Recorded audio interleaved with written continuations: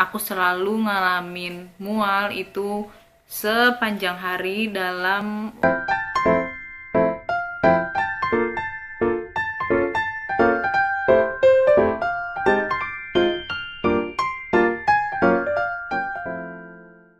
Assalamualaikum warahmatullahi wabarakatuh. Hai semua, apa kabar? Semoga selalu sehat ya yang ada di rumah. Di video kali ini aku mau sharing pengalaman aku mengatasi mual dan muntah saat masa kehamilan. Nah, mau tahu gimana videonya? Tonton terus ya sampai habis. Let's check this out. Pada sebagian ibu hamil itu biasanya mereka mengalami yang namanya mual dan muntah. Khususnya di aku sendiri tuh ngalamin yang namanya mual dan muntah di trimester pertama.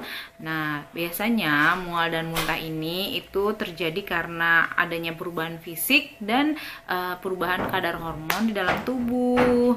Nah, kalau di aku selama 2 kali hamil itu bener-bener yang namanya ngalamin mual dan muntah itu bener-bener intens. Kalau orang bilang namanya morning sickness, kalau di aku itu every time sickness, karena aku selalu ngalamin mual itu sepanjang hari dalam waktu trimester yang pertama. Jadi sampai usia sekitar kandungan 18 minggu itu aku masih mengalami mual dan muntah juga. Nah, biasanya keluhan-keluhan kayak gini tuh ngeganggu banget buat aktivitas fisik kita. Jadi kita kayaknya lemes, terus nggak mau ngapa-ngapain, nggak minat ngapa-ngapain kayak gitu. Nah, kalau aku mengatasinya, yang pertama aku itu harus sering-sering istirahat. Jadi kalau misalnya ngerasa mual sedikit, udah pusing sedikit, aku harus langsung rebahan, aku harus langsung tidur, aku harus menghentikan segala kegiatan yang aku lakukan. Nah, terus aku juga kalau mual itu kan biasanya kita nggak mau makan apa-apa kan. Nah, aku mensiasatinya dengan mengkonsumsi makanan dalam porsi yang kecil-kecil, jadi sedikit-sedikit aja. Waktu itu aku nggak doyan nasi. Kalau pas mual dan muntah itu aku nggak doyan nasi, jadi aku makannya sedikit-sedikit kayak biskuit, roti. Jadi porsinya kecil-kecil tapi aku sering makannya gitu. Terus aku juga makan yang nggak terlalu banyak rasanya, jadi kayak rendang itu kan apa tuh berasa banget, terus kayak soto santan kayak gitu aku nggak makan kayak gitu dulu. Jadi aku makannya sop bening, sayur bening, terus kayak sayur-sayur tumisan-tumisan, roti tawar juga tidak pakai selai yang banyak banget. Jadi kayak cuman makanan yang minim aroma dan bau dan rasa, karena makanan-makanan itu bikin aku tuh tambah mual gitu.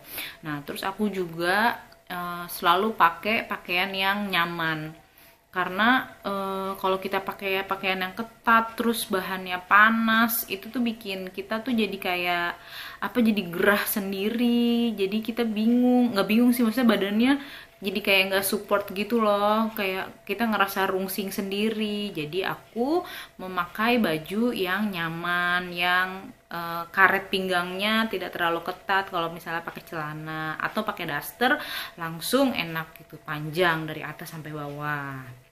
Nah, terus aku juga kalau misalnya lagi parah banget mualnya itu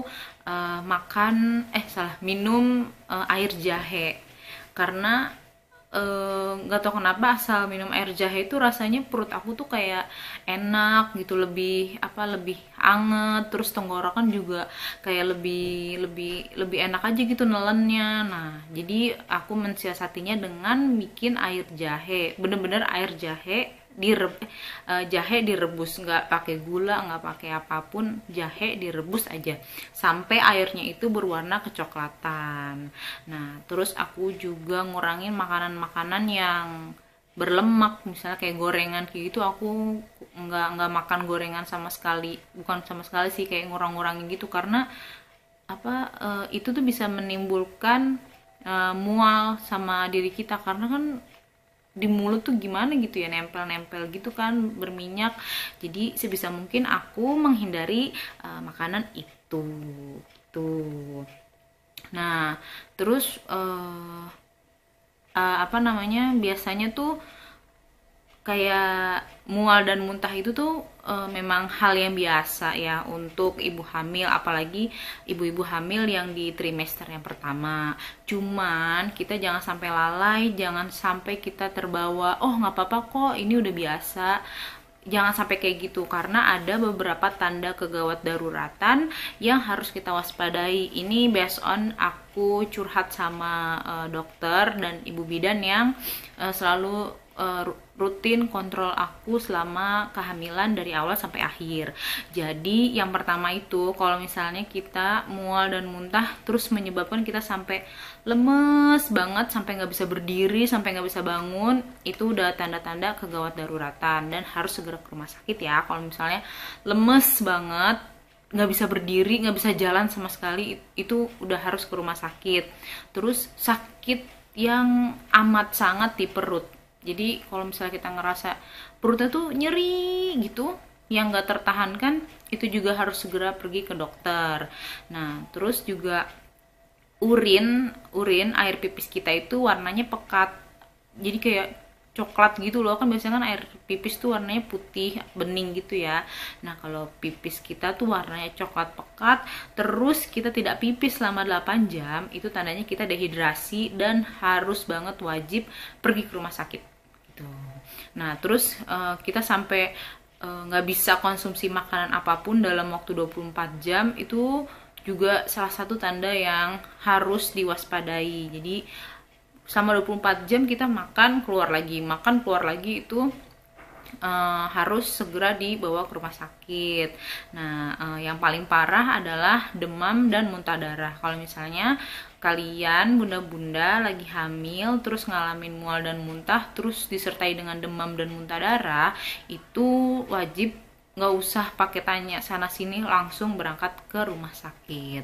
Nah dalam kondisi aku kemarin, aku yang hamil kedua itu benar-benar parah banget, sampai aku minta obat anti mual ke bu bidan dan ke bu bidannya. Jadi separah itu sih, sampai aku nggak bisa makan sama sekali, sampai berat badan aku turun.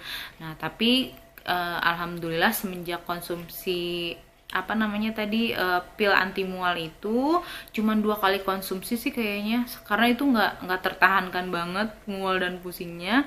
Akhirnya alhamdulillah normal lagi kondisi aku, meskipun masih mual tapi masih bisa aku tahan, masih bisa makan meskipun sedikit gitu. Nah jadi buat bunda-bunda yang lagi hamil di trimester 1, di trimester pertama dan sedang mengalami mual dan muntah, kalau misalnya memang itu sangat mengganggu aktivitas bunda-bunda sekalian, itu bunda harus segera cek ke dokter agar mendapatkan penanganan yang lebih tepat gitu.